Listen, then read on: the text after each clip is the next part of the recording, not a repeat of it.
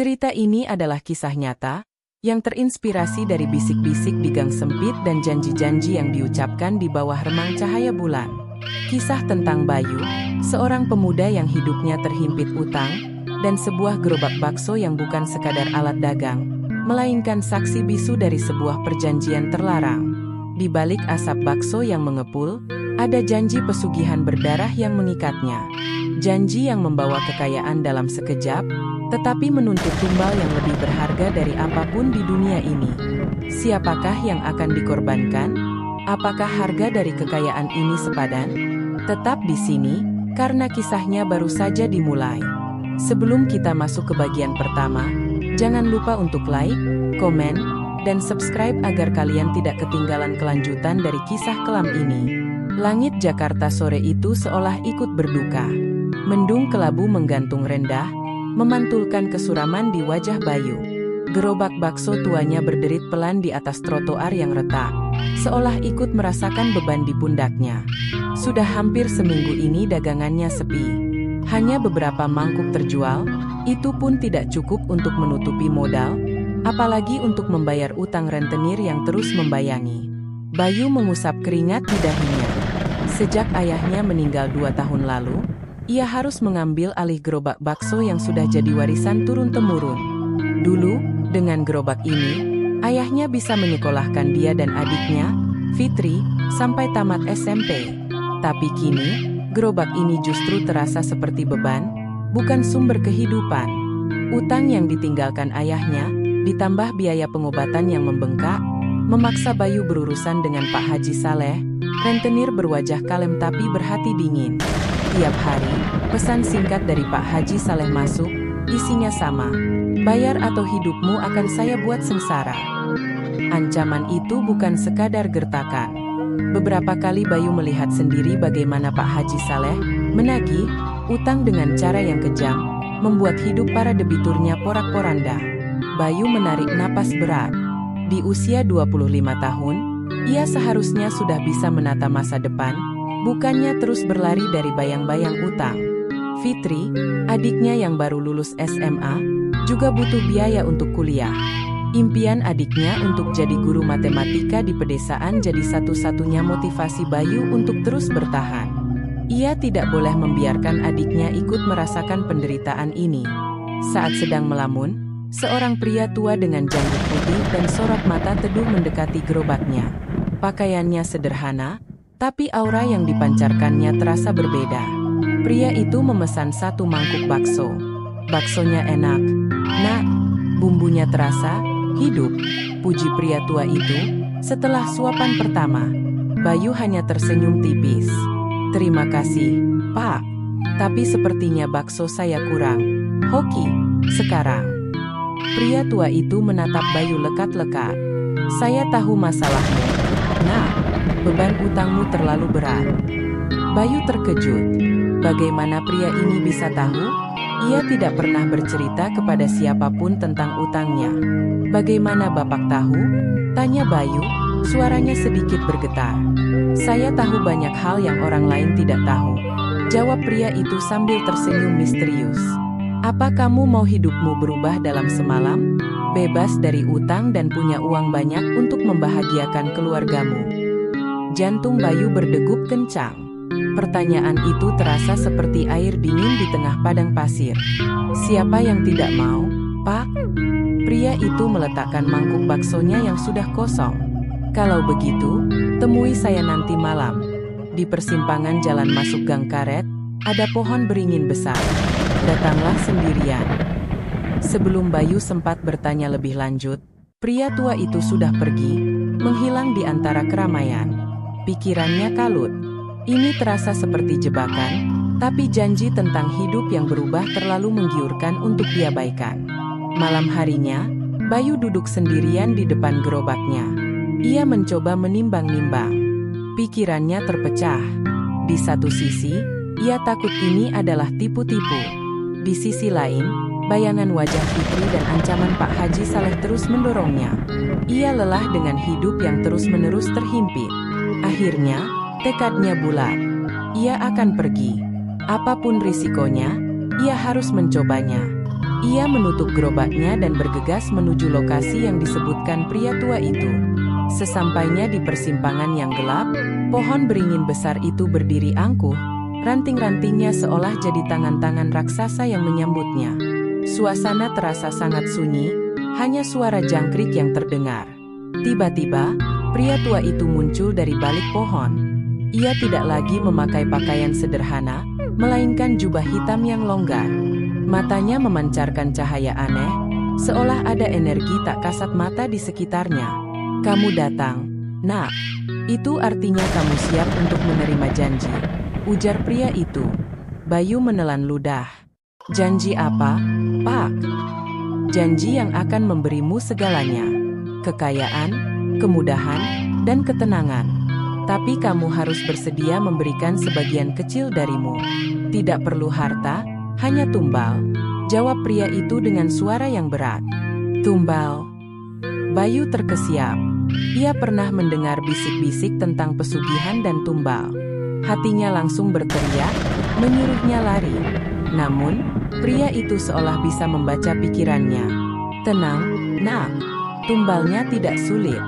Setiap tahun, kamu hanya perlu memberikan 1 ekor burung perkutut yang paling bagus. Itu saja," bisik pria itu. Suaranya kini terdengar seperti bujukan paling manis. Bayu bingung. Hanya burung perkutut? Itu terdengar terlalu mudah. Rasa curiga Bayu sedikit mereda. Ia mengangguk pelan. "Lalu, apa yang harus saya lakukan?" Pria itu tersenyum puas. "Kembalilah ke gerobakmu. Bakso yang kamu jual nanti, setiap hari, akan selalu laku. Tapi ingat, ada syarat tambahan." "Apa itu?" "Setelah matahari terbenam, kamu tidak boleh lagi menjual bakso. Gerobakmu harus bersih dari sisa-sisa jualan," jawab pria itu dengan nada perintah. "Dan yang paling penting, setiap malam Jumat Kliwon, kamu harus membakar kemenyan di depan gerobakmu. Lakukan itu, dan rezekimu akan mengalir seperti air." Bayu tidak tahu harus berkata apa. Ia hanya mengangguk. Pria itu kemudian mengeluarkan sebuah bungkusan kecil berisi bubuk berwarna hitam. "Ini adalah ramuan khusus. Campurkan sedikit ke dalam kuah bakso setiap pagi. Ini akan membuat bakso-bakso emu jadi hidup." Bayu menerima bungkusan itu dengan tangan gemetar.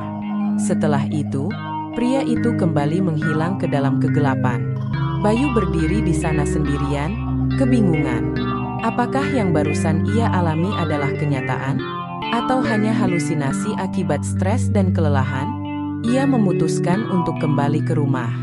Di dalam kamar, bungkusan kecil itu masih ada di tangannya. Ia membuka dan menciumnya. Tidak ada bau aneh, hanya aroma rempah-rempah yang familiar. Apakah ini benar-benar jalan keluarnya? Apakah janji pesugihan ini akan mengubah takdirnya? Malam itu, Bayu tidak bisa tidur. Pikirannya terus berputar-putar.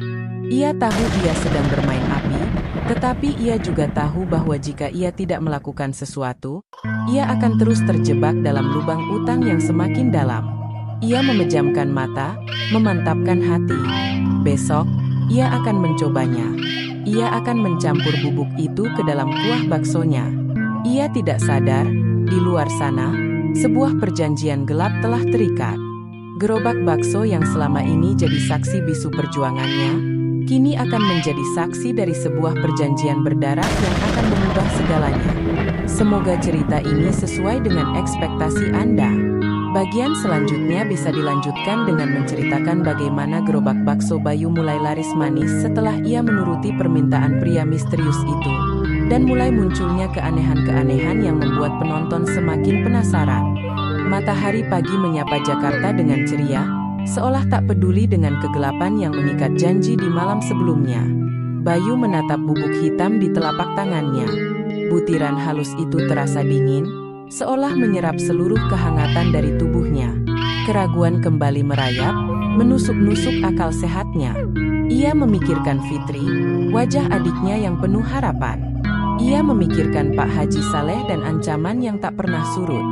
Hati kecilnya berbisik, menyuruhnya membuang jauh bubuk itu. Tapi bisikan putus asa jauh lebih keras. Ia mencubit ujung bubuk itu, lalu memasukkannya ke dalam panci kuah bakso yang masih mendidih. Bubuk itu larut, menyatu dengan kaldu, seolah tak pernah ada. Bayu membuka gerobaknya di tempat biasa, di sudut jalan yang sering dilewati pejalan kaki dan pekerja kantoran. Jam sudah menunjukkan pukul 11 siang, tetapi gerobak itu masih sepi. Keraguan kembali menyeruak, tetapi hanya beberapa menit kemudian, keajaiban pertama pun terjadi. Seorang ibu-ibu parubaya yang biasanya hanya lewat, tiba-tiba berhenti. Ia memesan 1 mangkuk. "Tumben saya mau beli bakso di sini, Mas. Padahal biasanya saya tidak suka bakso," ucap ibu itu sambil tersenyum. Bayu hanya mengangguk, hatinya berdebar. Ia melayani ibu itu dengan cekatan. Tak lama kemudian, seorang tukang ojek yang mangkal di dekatnya juga ikut memesan. Disusul beberapa pekerja kantoran yang baru keluar dari kantornya.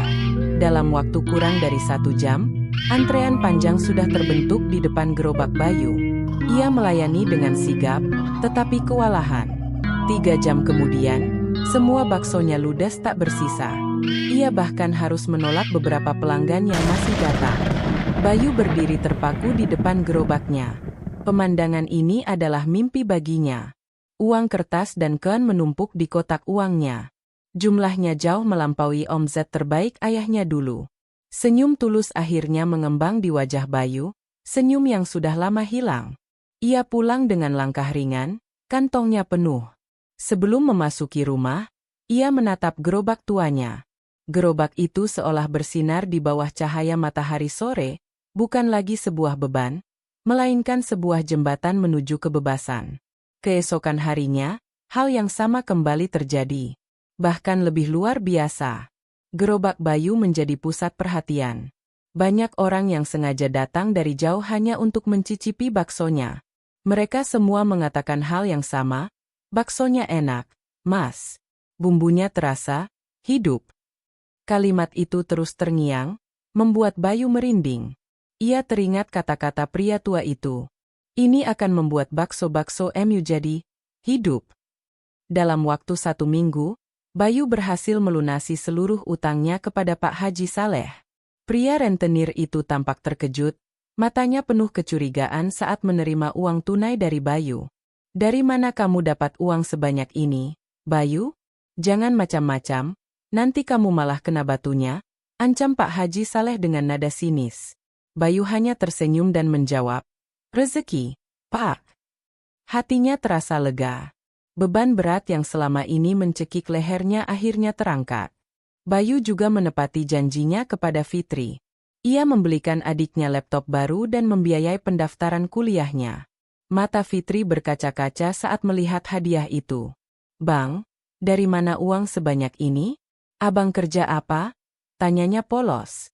Bayu hanya menjawab, "Abang cuma jual bakso, Fit. Tapi sekarang bakso abang laku banget." Ia tidak sanggup menceritakan tentang perjanjian yang telah ia buat. Ia tidak ingin Fitri tahu tentang sisi gelap dari rezeki yang ia dapat. Kehidupan Bayu berubah drastis.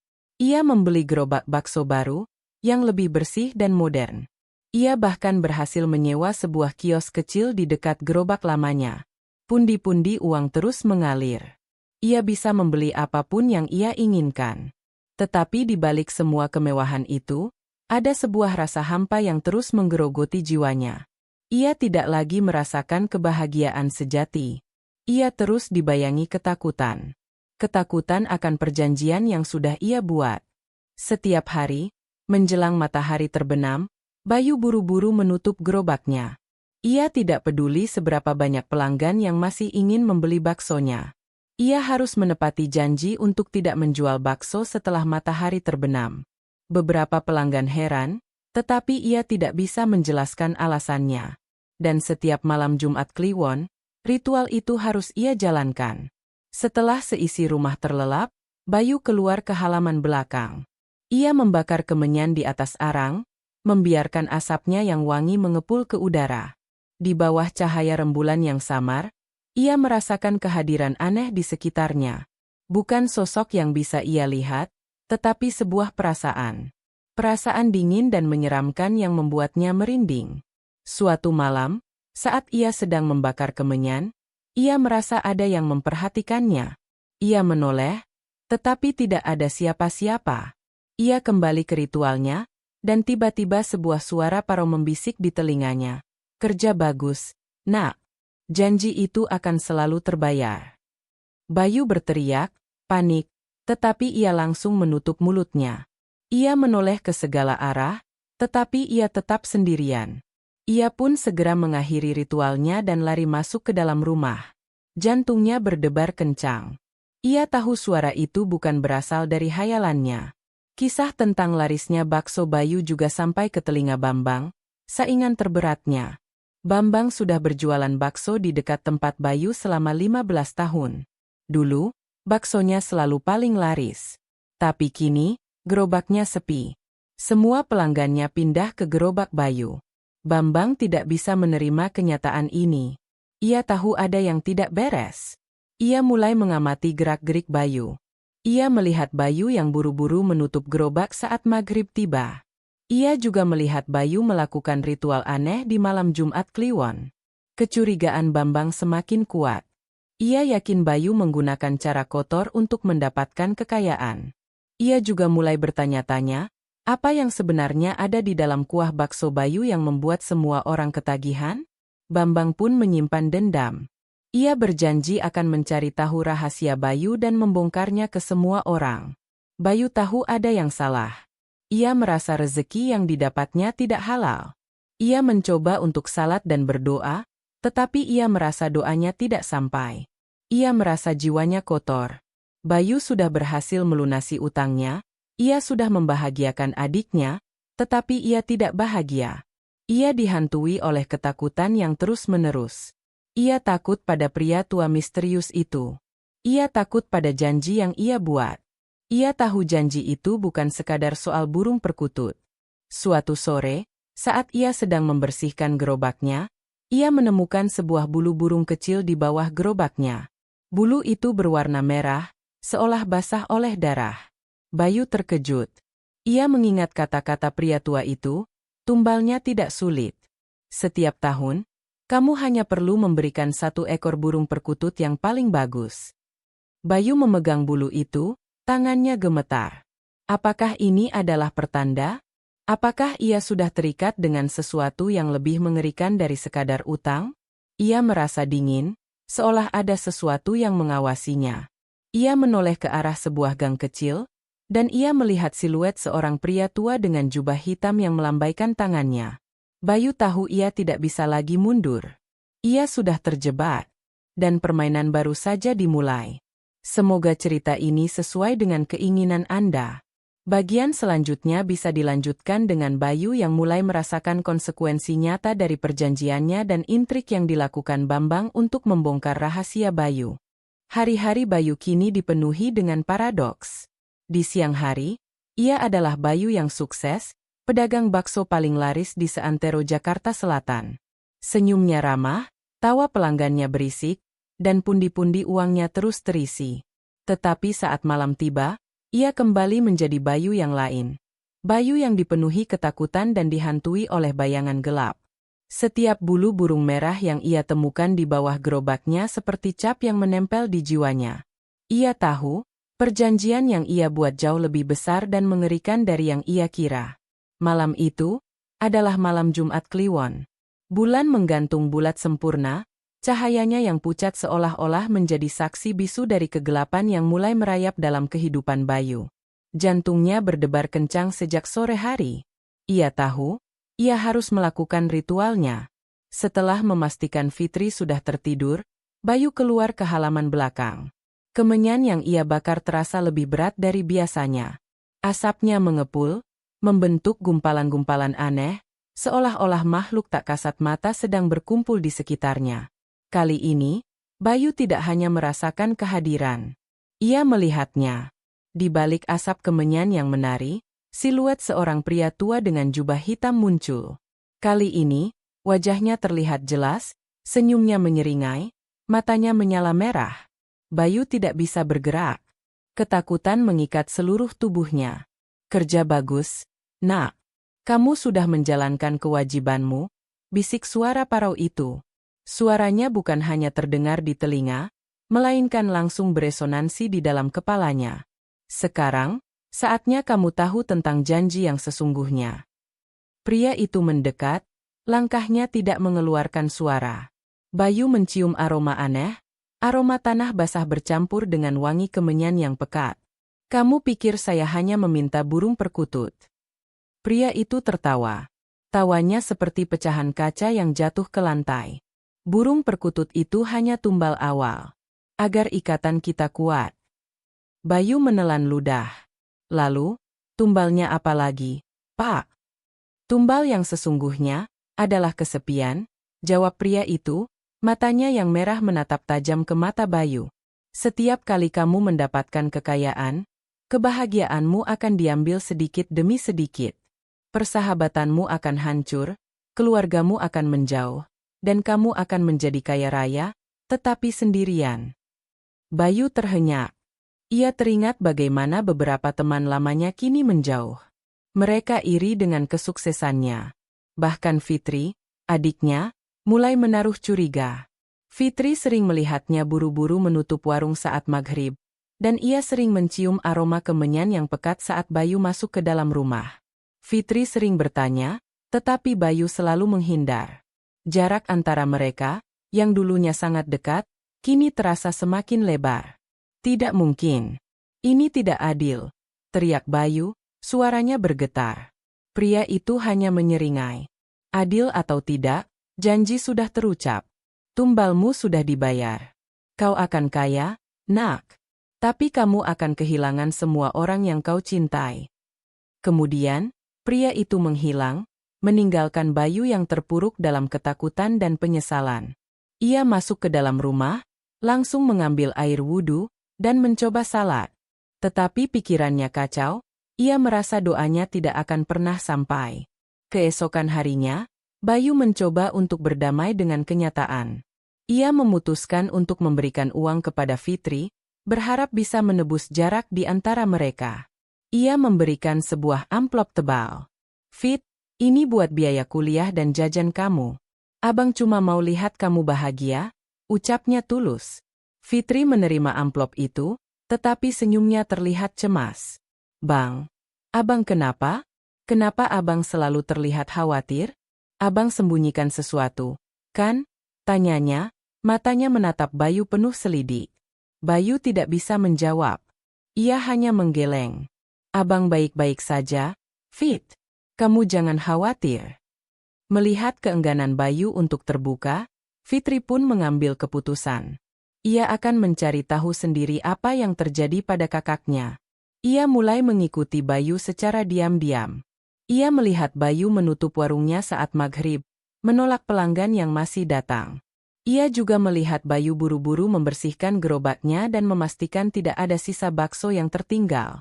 Sementara itu, Bambang, saingan Bayu, juga tidak tinggal diam. Dendam membara di hatinya. Ia yakin ada rahasia di balik kesuksesan Bayu. Suatu sore, ia sengaja mengamati gerobak Bayu dari kejauhan. Ia melihat Bayu buru-buru menutup gerobaknya saat adzan maghrib berkumandang. Seorang pelanggan yang datang terlambat bahkan sampai memohon-mohon, tetapi Bayu tetap menolak. Bambang merasa ini adalah petunjuk penting. Malam itu, Bambang membawa seorang kenalan, seorang paranormal bernama Ki Drajat. Ki Drajat terkenal dengan kemampuannya membongkar praktik pesugihan. Ia datang dengan peralatan lengkap, sebuah kantong berisi bunga-bunga, jarum, dan sebuah cermin kecil. Mereka mengendap-endap mendekati gerobak Bayu yang sudah ditinggalkan. Ki, apa yang bisa kita temukan di sini? Bisik Bambang. Diam, perintah Ki Drajat. Ia mengelilingi gerobak itu, tangannya sesekali menyentuh gerobak dan kemudian menariknya lagi seolah tersengat listrik. Gerobak ini bukan gerobak biasa, Mas. Ada jin pesugihan yang bersemayam di dalamnya. Kuat sekali energinya. Dia menjaga gerobak ini siang dan malam. Ki Drajat kemudian membuka kantongnya, mengambil sebuah jarum, dan menusukkannya ke roda gerobak. Ia menggumamkan mantra. Tiba-tiba, gerobak itu bergetar. Terdengar suara aneh, seperti rintihan, tetapi sangat pelan. Ki Derajat dan Bambang terkejut. Dia marah. Dia tidak suka diganggu, bisik Ki Derajat. Dia meminta tumbal. Bambang panik. Tumbal apa, Ki? Tenang, kata Ki Derajat. Kita tidak akan memberikannya tumbal. Saya hanya ingin melihat seberapa kuat jin ini. Ki Derajat kemudian mengambil cermin kecil dari kantongnya.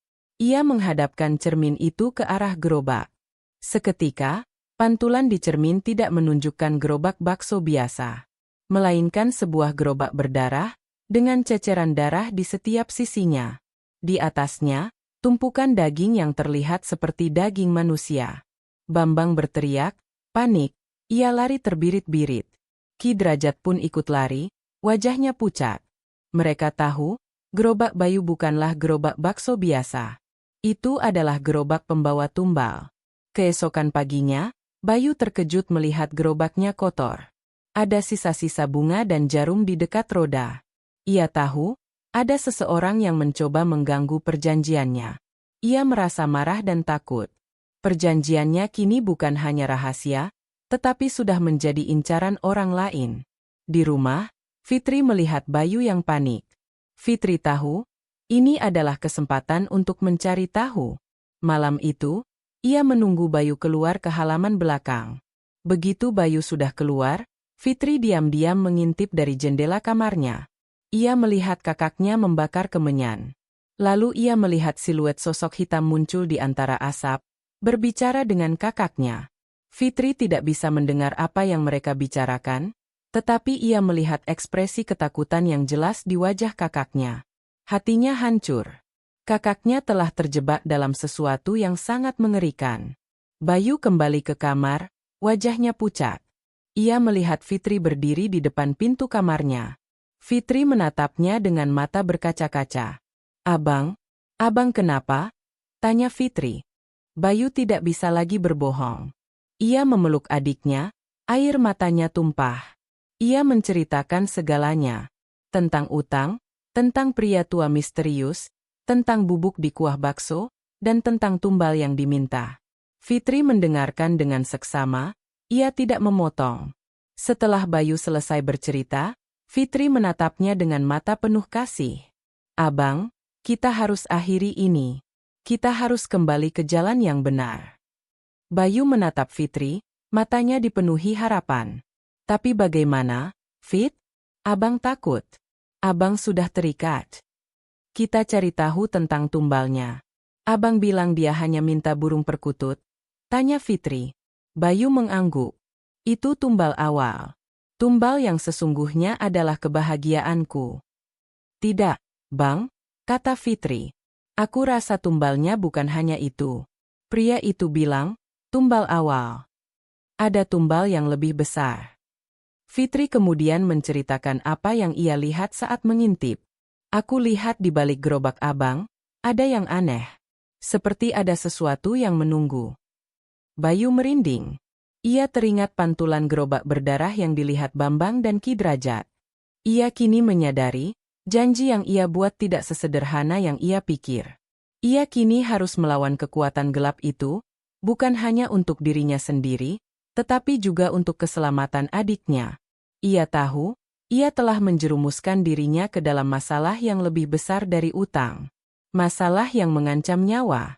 Semoga cerita ini sesuai dengan keinginan Anda. Bagian selanjutnya bisa berfokus pada upaya Bayu dan Fitri untuk mengakhiri perjanjian gelap itu, dan konsekuensi mengerikan yang harus mereka hadapi. Bayu menatap Fitri, matanya dipenuhi dengan campuran rasa bersalah dan harapan. Tangisan penyesalannya malam itu terasa begitu pedih. Ia telah mengakui segalanya, dan yang lebih penting, adiknya kini bukan lagi orang yang ia lindungi, melainkan sekutu dalam pertempuran melawan kegelapan yang ia panggil sendiri. Maafkan abang, Fit, bisik Bayu. Abang tidak tahu kalau perjanjian itu seburuk ini. Fitri menggeleng, memegang erat tangan kakaknya. Sudah, Bang. Yang terpenting sekarang, kita harus mencari cara untuk mengakhirinya. Abang tidak bisa terus seperti ini. Mereka berdua duduk, mencoba menyusun rencana. Logika mereka seolah tumpul di hadapan kekuatan tak kasat mata. Mereka tidak bisa melawan entitas itu sendirian. Fitri teringat pada pria yang datang bersama Bambang. Bang, aku pernah melihat Bambang membawa seseorang. Dia ahli spiritual, mungkin kita bisa mencari bantuannya, usul Fitri. Bayu ragu. Apa kita bisa percaya pada orang yang datang bersama Bambang? Dia saingan abang. Kita tidak mencari Bambang, Bang. Kita mencari orang yang bisa membantu. Pria itu tahu apa yang ada di balik gerobak abang, dia tahu kekuatan itu. Kita bisa coba cari dia. Mereka pun memulai pencarian. Dengan petunjuk dari beberapa pedagang di pasar yang mengenal Bambang, mereka akhirnya menemukan alamat Ki Drajat. Sore itu, dengan hati yang berdebar, Bayu dan Fitri mendatangi sebuah rumah tua yang dikelilingi rimbunnya pohon Kamboja. Aroma melati dan kemenyan yang pekat langsung menyambut mereka. Ki Drajat, pria dengan rambut gondrong dan sorot mata tajam, menyambut mereka dengan ekspresi skeptis. Saya sudah tahu kedatangan kalian, ucap Ki Drajat, suaranya berat. Dan saya tahu masalah kalian. Pesugihan. Ya, kan? Bayu terkejut. Bagaimana Ki tahu? Energi kalian sudah tercampur dengan energi gelap. Saya bisa menciumnya. Gerobakmu, itu bukan gerobak bakso biasa. Itu adalah gerobak pembawa tumbal.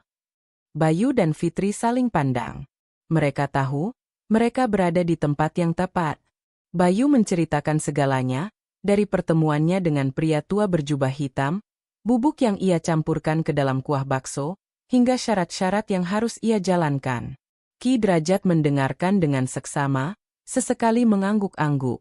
Setelah Bayu selesai bercerita, Ki Drajat menghela napas panjang. Nak, yang kamu temui itu bukan manusia biasa. Dia adalah jin pengikat. Kekuatanmu bukan datang dari dia, tapi dia hanya perantara. Dia mengikatmu dengan entitas yang lebih kuat. Bayu dan Fitri menahan napas. Apa tumbal yang sesungguhnya, Ki? Pria itu bilang hanya kebahagiaanku. Ki Drajat menggeleng. Itu hanya penyesat. Itu hanyalah bumbu-bumbu agar kamu merasa tumbalnya ringan. Tumbal yang sesungguhnya, ada dua. Pertama, bakso yang kamu jual itu bukan sekadar bakso enak. Bubuk yang kamu campurkan itu adalah bubuk yang mengikat energi. Setiap kali orang memakan bakso kamu, sebagian kecil energi hidup mereka, semangat, kebahagiaan, dan bahkan kesehatan mereka, akan disedot dan dialirkan ke entitas itu. Itulah kenapa bakso kamu terasa hidup. Itulah kenapa gerobakmu disebut gerobak berdarah. Tumbal itu bukan darah, tapi esensi kehidupan. Bayu menutupi mulutnya. Ia merasa mual. Ia telah menjadi perantara sebuah kejahatan, dan ia telah menumbalkan banyak orang demi kekayaannya. Lalu, tumbal yang kedua, Ki? Tanya Fitri, suaranya bergetar. Ki Drajat menatap Bayu, lalu mengalihkan pandangannya ke Fitri. Tumbal yang kedua adalah yang paling berharga. Tumbal itu adalah jiwa orang yang paling kamu cintai, Nak. Dan dari yang saya lihat, orang itu adalah adikmu. Dunia Bayu runtuh. Ia menoleh ke arah Fitri, yang wajahnya kini pucat pasi. Air mata Bayu tumpah. Ia menjerit. Tidak, jangan Vi. Ambil saja nyawaku. Ki Drajat menenangkan Bayu. Tenang, Nak. Waktunya belum datang.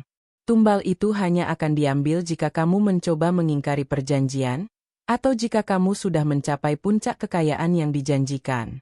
Ini adalah hukuman terberat dari entitas itu. Bayu merasa hancur.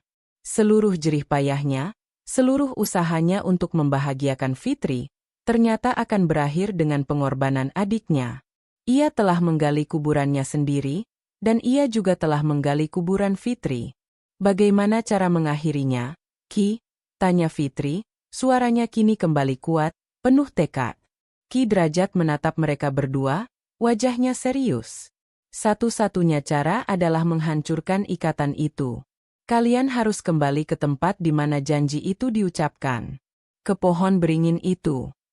Kalian harus datang tepat tengah malam pada malam Jumat Kliwon berikutnya.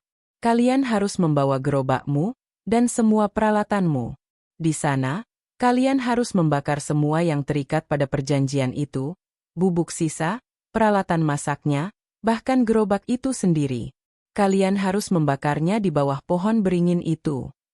Tapi Ki, kata Bayu, pria itu akan datang. Dia akan menghalangi kami. Benar, jawab Ki Derajat. Dia pasti akan datang. Dia adalah penjaga ikatan itu. Kalian harus siap melawannya. Saya akan membekali kalian dengan mantra dan jimat untuk melindungi kalian. Tetapi, kekuatan kalian akan datang dari tekad dan keyakinanmu, Nak. Keyakinanmu bahwa kamu ingin melindungi adikmu, bahwa kamu tidak lagi mau bersekutu dengan kegelapan. Bayu mengangguk, ia memeluk Fitri dengan erat. Abang akan lindungi kamu, Fit. Abang tidak akan biarkan hal itu terjadi. Di saat yang sama, Bambang, yang mengintai dari kejauhan, mendengar percakapan itu. Dendamnya berubah menjadi ketakutan. Ia tahu, Ki Derajat telah melihat gerobak berdarah itu, dan kini mereka berdua berencana untuk menghancurkannya. Rasa iri dan takutnya bercampur, ia pun punya rencana sendiri. Ia akan memberitahu pria tua misterius itu tentang rencana Bayu.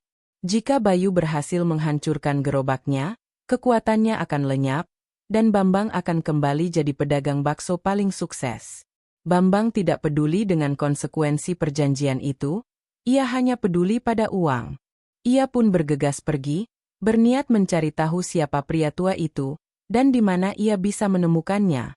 Malam itu, di kamar mereka, Bayu dan Fitri mempersiapkan diri. Mereka membersihkan gerobak bakso itu, dan menyiapkan semua peralatan yang akan mereka bakar. Mereka tahu, mereka sedang mempertaruhkan segalanya. Bayu menatap gerobak bakso itu, yang kini terlihat biasa saja, tetapi ia tahu, di dalamnya terikat sebuah perjanjian berdarah yang mengancam nyawa adiknya. Fitri menatap Bayu, tangannya menggenggam tangan kakaknya. Ia tidak takut. Ia tahu, selama kakaknya ada di sampingnya, mereka bisa menghadapi apapun. Bayu melihat jam, waktu menunjukkan pukul 10 malam. 2 jam lagi. 2 jam lagi sebelum pertarungan hidup dan mati mereka dimulai. 2 jam lagi sebelum mereka menghadapi kegelapan yang selama ini ia hindari. 2 jam lagi, sebelum Bayu akan menentukan nasibnya dan nasib adiknya. Semoga kisah ini semakin membuat Anda penasaran. Bagian selanjutnya akan menjadi puncak cerita, di mana Bayu dan Fitri akan menghadapi entitas kegelapan dan pria misterius itu di bawah pohon beringin. Malam itu, bulan bersembunyi di balik awan tebal, seolah-olah enggan menjadi saksi dari pertempuran yang akan terjadi. Bayu dan Fitri mendorong gerobak tua itu dengan susah payah. Beban di gerobak itu bukan lagi sekadar panci dan mangkuk, melainkan harapan dan ketakutan yang menumpuk. Pukul sudah menunjukkan pukul 11 malam. Mereka harus tiba di lokasi tepat tengah malam. Gerobak itu terasa lebih berat dari biasanya. Seolah ada kekuatan tak kasat mata yang menahannya. Bayu tahu, entitas itu sudah merasakan niatnya. Di tengah perjalanan, Fitri tiba-tiba berteriak, "Bang, lihat!" Di kejauhan, mereka melihat sosok Bambang berlari tergesa-gesa, masuk ke dalam gang gelap. Hati Bayu mencelos. Ia tahu, Bambang pasti akan memberitahu pria misterius itu tentang rencana mereka. Waktu mereka tidak banyak. Mereka harus bergegas. Setibanya di persimpangan jalan masuk gang karet, pohon beringin tua itu berdiri tegak. Ranting-rantingnya yang menjuntai seolah menjadi tangan-tangan raksasa yang siap mencengkeram. Angin berembus kencang, membawa hawa dingin yang menusuk. Suasana terasa sangat mencekam. Bayu dan Fitri memarkir gerobak mereka tepat di bawah pohon. "Kita mulai, Bang," kata Fitri, tangannya bergetar. Bayu mengangguk. Mereka mulai menurunkan semua peralatan, panci, mangkuk, centong, dan bahkan bubuk hitam sisa yang ia simpan. Mereka menumpuknya di sebuah lubang kecil yang sudah mereka gali sebelumnya. Bayu mengambil bensin yang sudah ia siapkan, lalu menyiramkan semua tumpukan itu.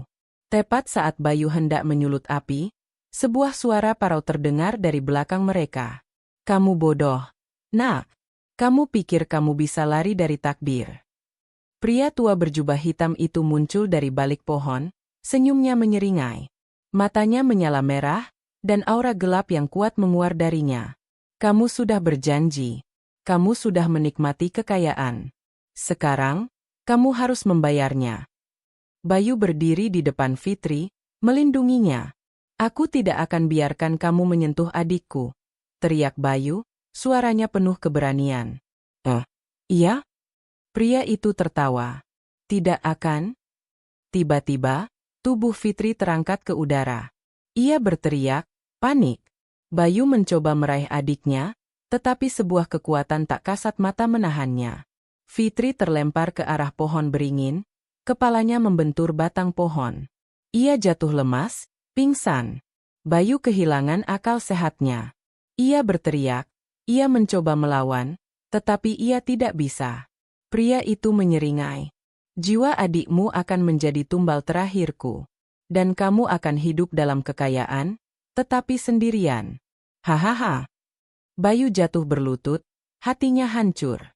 Semua perjuangannya, semua harapannya, akan berakhir di sini. Di saat itulah, ia teringat kata-kata Ki Draja. Kekuatanmu akan datang dari tekad dan keyakinanmu, nak. Bayu menatap api di tangannya. Matanya dipenuhi tekad. Ia menatap pria misterius itu. Aku akan menumbalkan segalanya. Kekayaanku, gerobak ini, dan bahkan nyawaku. Tapi aku tidak akan biarkan kamu menyentuh adikku. Bayu melemparkan korek api ke tumpukan barang-barang di lubang. Api berkobar, melalap semua benda yang pernah menjadi sumber kekayaannya. Asap tebal mengepul, baunya bukan lagi wangi kemenyan, melainkan bau busuk yang menyengat. Pria itu terkejut. Bodoh, apa yang kau lakukan? Teriaknya marah. Tiba-tiba, tanah di bawah pohon beringin bergetar. Ranting-ranting pohon berderit, seolah kesakitan. Bayu menatap ke arah gerobak baksonya yang kini terbakar. Dari dalam gerobak itu, keluar asap hitam pekat yang membentuk wajah-wajah orang-orang. Itu adalah wajah-wajah para pelanggannya. Mereka semua berteriak kesakitan. Rasakan ini, teriak pria itu, tangannya terangkat, mengarahkan energi gelap ke arah Bayu. Bayu memejamkan mata, memeluk tubuhnya. Tetapi, kekuatan itu tidak menyentuhnya. Ia membuka matanya dan melihat Fitri berdiri di depannya, tubuhnya bersinar, melindungi Bayu. Di tangan Fitri, ada sebuah jimat yang diberikan oleh Ki Draja. Jimat itu bersinar, memantulkan energi gelap itu kembali ke arah pria misterius. Pria itu berteriak kesakitan, ia terlempar ke belakang, punggungnya menabrak batang pohon. Kalian berani? Teriaknya, suaranya kini terdengar seperti suara ribuan orang yang berteriak. Bayu berdiri. Ia mengambil jimat dari tangan Fitri. Ia tahu, ini saatnya. Ia harus mengakhiri semua ini. Ia berjalan ke arah pria itu, dan memukulkan jimat itu ke dadanya. Pria itu menjerit, sebuah jeritan yang memecah keheningan malam. Tubuhnya mulai retak, dan dari retakan itu, keluar asap-asap hitam. Pria itu berubah menjadi debu, dan debu itu lenyap terbawa angin. Di saat yang sama, gerobak bakso itu terbakar habis, menyisakan puing-puing hitam. Api yang melahapnya pun padam, dan aroma tanah basah kembali tercium. Bayu menoleh, dan melihat Fitri masih berdiri di sampingnya, tubuhnya tidak lagi bersinar. Ia kembali menjadi Fitri yang dulu. Bayu berlari memeluknya, air matanya tumpah. Fit, kamu tidak apa-apa. Fitri mengangguk, ia membalas pelukan kakaknya. Kita berhasil, Bang. Kita berhasil. Keesokan paginya, mereka menemukan puing-puing gerobak yang sudah menjadi abu. Semua peralatan, panci, dan mangkuk, kini hanya tinggal sisa-sisa hitam. Bayu menatap puing-puing itu, hatinya dipenuhi perasaan lega. Ia telah kehilangan segalanya, gerobak baru, uang yang ia miliki, dan jaminan kekayaannya. Tetapi ia tidak peduli. Ia sudah mendapatkan kembali hal yang paling berharga. Adiknya. Mereka pun pulang ke rumah. Bayu melihat ke arah Fitri, yang wajahnya kini dipenuhi senyum tulus. Ia tahu, ia telah membayar tumbal yang sesungguhnya. Bukan uang, bukan kekayaan, melainkan ia telah membayar kesalahan yang telah ia buat. Kini, Bayu kembali menjadi pedagang bakso yang biasa. Ia harus memulai dari nol lagi. Ia membeli gerobak bekas, yang lebih tua dari gerobak ayahnya. Ia tidak lagi mencampurkan bubuk aneh ke dalam kuahnya. Tetapi ia memasak dengan hati, dengan cinta, dan dengan harapan. Baksonya tidak lagi terasa hidup seperti dulu. Baksonya biasa saja, tetapi hatinya tidak lagi hampa. Ia kini bisa tidur nyenyak di malam hari, tanpa dihantui oleh bayangan gelap. Suatu hari, Bayu sedang berdagang. Ia melihat seorang ibu-ibu paruh baya yang dulu menjadi pelanggan pertamanya. Ibu itu tersenyum dan memesan 1 mangkuk. "Bakso kamu enak, Nak," ucapnya. Rasanya tidak terlalu hidup, tapi rasanya tulus. Bayu tersenyum. Ia tahu, ia telah mendapatkan kembali apa yang ia butuhkan. Bukan kekayaan, melainkan ketenangan batin. Di sudut gang, Bayu melihat sosok Bambang, yang kini kembali berjualan di gerobaknya. Bambang melihat ke arah Bayu, lalu mengalihkan pandangannya. Ia tidak lagi iri, tetapi ia takut. Ia melihat sendiri apa yang terjadi pada malam itu, dan ia tahu, Bayu telah mengalahkan sesuatu yang jauh lebih besar dari sekadar bisnis. Bayu melihat jam. Hari sudah mulai sore. Ia tersenyum. Ia tidak lagi buru-buru menutup gerobaknya. Ia akan berdagang sampai larut malam, jika ia mau. Ia tidak lagi terikat. Ia bebas.